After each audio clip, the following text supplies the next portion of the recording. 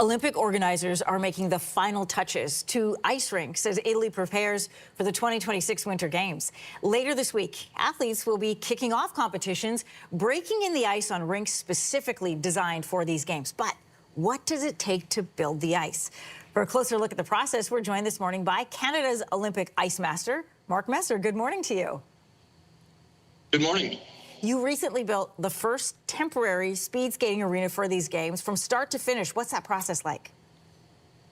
It's pretty intense. It's a month and a half process at least. We have a company that comes in and puts in the refrigeration systems themselves, and then they work with me and a few other people to actually create the ice on top of that. So it's a fairly involved process. It's new, it's innovative, but it's interesting to do it for an Olympics.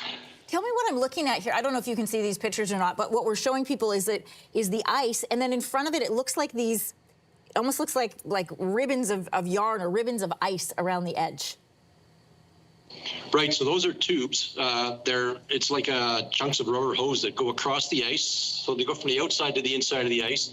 And what they carry in them is cold glycol, so antifreeze like you would have in your engine of your car. Okay. It's something that we can make very cold, and we circulate it through there, and it makes the area around it cold. So right now we're circulating that glycol at about minus 13 Celsius. If we spray water on that, it turns to ice, and that's basically the way we do it. To make it simplified, we have to do that many, many times to make the ice thick enough to skate on.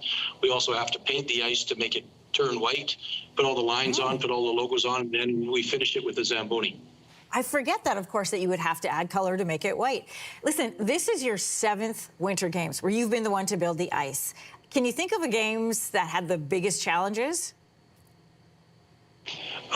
Everyone has its own challenges. The last one, Beijing, was challenging because every time that we would go to the venue or go to the country, we'd have to quarantine for 2 weeks. So that made it a lot longer process than it should normally be. Korea had different problems or issues. Even in Torino in 2006 in Italy, we see a lot of the same challenges here, but even that was a little bit different from what we see now. Listen, one thing that was fascinating to me, Mark, to learn, and of course it makes sense when you think about it, but that different sports, different ice sports need different styles of ice. And my understanding for speed skating is it has to be colder and harder than any of the other sports. Yeah, out of the ice skating sports that will be at the games here, we're probably the hardest. So short track makes their ice fairly hard, but they actually skate in a film of water. Curling is not really there's no skates on curling, but curling is made very cool, very cold because they need to do pebbling on top. But for the skating sports, we would be the coldest.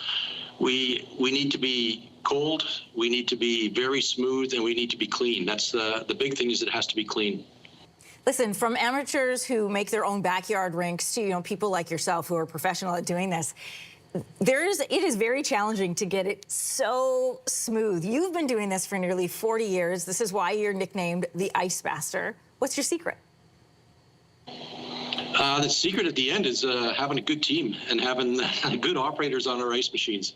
They can make it or break it. They can put on too much water, they can put on not enough water, and there's also a blade that you control that cuts the ice. So when we cut the ice, they are in control of that blade, and that's what ultimately makes it smooth. So in the end, I mean, the whole process is a team putting it together, but in the end, the ice resurfacer operator can make it or break it.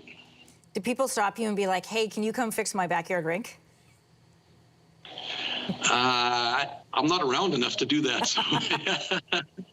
Listen, I'm glad you were around for us and for this interview, and we will be thinking of you when we watch Canada taking part in the games on the ice that you have made and created. Thanks so much for joining us this morning, Mark. Thank you. If you like that video, make sure to subscribe to the Your Morning YouTube feed, where you can find all kinds of new content posted every weekday morning.